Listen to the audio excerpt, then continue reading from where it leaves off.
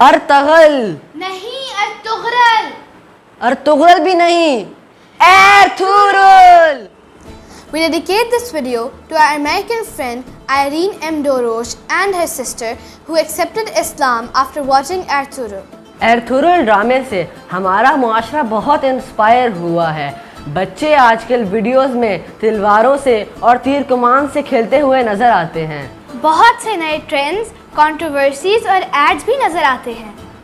آج جو ہم بات کرنے جا رہے ہیں وہ یہ ہے کہ ہم نے اس ڈرامے سے کیا سیکھا ہے. شجاعت، فائٹنگ اسپرٹ اور بہادری اپنی جگہ، لیکن what we have learned as a teenagers.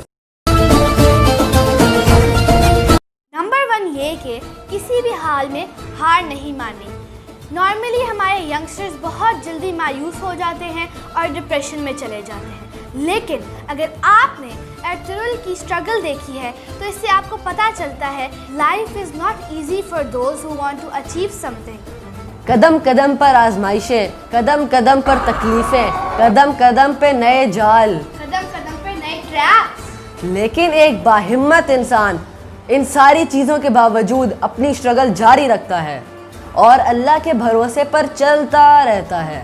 Number 2، ہر عظیم آدمی کی زندگی کے اندر بھی عام لوگوں کی طرح ویکر مومنٹس آتے ہیں، لیکن ان سے نکلا کیسے جاتا ہے یہ ان میں فرق ہوتا ہے. آپ نے بہت سے سینز میں دیکھا ہوگا ایرتھرل اکیلے میں بیٹھ کے یا اپنے سے یا اللہ سے بات کر رہا ہے اور مدد مانگ رہا ہے. دوسرے لفظوں میں یہ آپ کا ایمان ہوتا ہے جو آپ کو مشکلات سے نکلنے کی ہمت دیتا ہے. کسی بھی اسٹیٹ کو بہادری اور شجاعت سے حاصل تو کیا جا سکتا ہے، مگر اس کو چلانے کے لیے جس چیز کی ضرورت ہے وہ ہے اسٹرانگ اکنامکس. جیسا کہ ہم نے دیکھا سیزن 3 کے سٹارٹ کے اندر اکائی قبیلہ ایرتھرل بے اپنے ہی بے سے کتنا دل برداشتہ ہو گیا تھا کیونکہ ان کی اکنامکس سٹریم لائن نہیں تھی. ایرتھرل صحیح معنوں میں اس وقت کامیاب ہوا تھا جس وقت اس نے ہانلی بازار فتح کر لیا تھا، لیکن اس کے ساتھ ساتھ اس نے اپنی اکنامکس کی بنیاد اسلامک پرنسپلز پہ رکھی.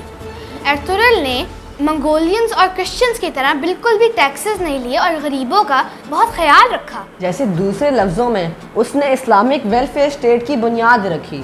کو یاد ہے سیزن 5 میں ایرتھرل نے گندوز کو کس بات پہ سزا دی تھی؟ ہاں، سود لینے پر. اس سے ہمیں یہ پتہ چلتا ہے کہ اسلامک مارکیٹ سود فری ہونی چاہیے. ایرتھرل نے سعود فتح کرنے سے پہلے کہا تھا کہ وہ سعود میں بہترین ہنرمند لوگ، تاجر، پوئٹس اور اسکالر آباد کرے گا. اس سے اندازہ لگا لیں کہ قومیں کیسے ترقی کرتی ہیں. Point number 5، planning. جب بھی وہ کوئی قلعہ فتح کرنے جاتے تھے یا دشمن سے لڑائی کرنے جاتے تھے تو وہ پوری پلاننگ کرتے تھے. ماؤنٹینز بناتے تھے اور پورے قلعے بناتے تھے تاکہ اس کے لحاظ سے وہ پلان کر کے اٹیک کریں. اس سے ہمیں یہ پتہ چلتا ہے کہ failing to plan is planning to fail. کا مطلب ہے جہاں ہم پاکستان کو 10 سے 20 سال کے بعد دیکھنا چاہتے ہیں وہ ہمیں ابھی سے پلان کرنا ہوگا.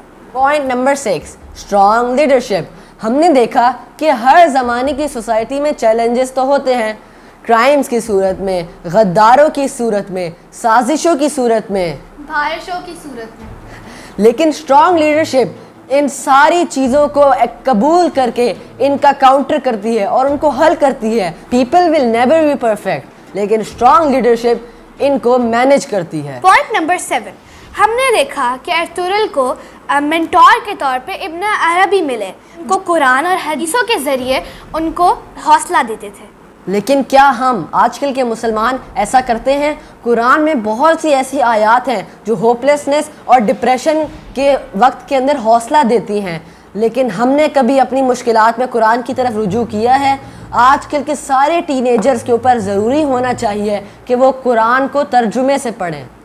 پوائنٹ نمبر 8، اس ڈرامے میں فیملی ویلیوز کو بہت اچھی طریقے سے پورٹرے کیا ہے. ان میں سے کچھ ہیں فیملی کیئر، رسپیکٹ، سیکریفائزز. تو ان تینوں چیزوں نے ملا کے اس ڈرامے کو بہت چارمنگ بنا دیا. جو اس ڈرامے سے مجھے ایک بہت ہی اہم چیز سمجھ آئی ہے وہ ہے شہادت کی عظمت، کہ کیوں ہے اللہ تعالیٰ کے نزدیک ایک شہید کا اتنا رتبہ. دنیا تو ہم سب نے چھوڑ کے جانی، سب نے جانا ہے، مگر عظیم لوگ وہ ہوتے ہیں جو اپنی جان ایک بہت ہی بلند مقصد کے لیے قربان کریں. یہ آسان کام نہیں ہے. یاد ہے سیزن 3 میں دوان کی شہادت اور سیزن 5 میں سلیمان کی شہادت. Point number 10. ایرطغرل دیکھنے کے بعد مجھے تو ہسٹری سے محبت ہو گئی. ایرطغرل دیکھنے کے بعد ہم نے 3 اور ڈرامے دیکھے جن میں سے تھے پایا تخت, قوت الامارہ اور فلنٹا مصطفیٰ. تینوں ہی ڈرامے بہت اچھے تھے اور مجھے ریلائز ہوا کہ ہسٹری تو بہت اچھا سبجیکٹ ہے, کیونکہ ان ڈراموں میں ہسٹری کو بہت ہی انٹرسٹنگ طریقے سے دکھایا گیا ہے.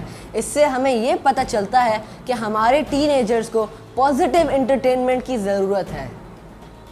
تو گائز یہ تھی ہماری آج کی video.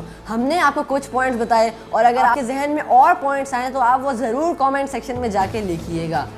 Thank you for watching.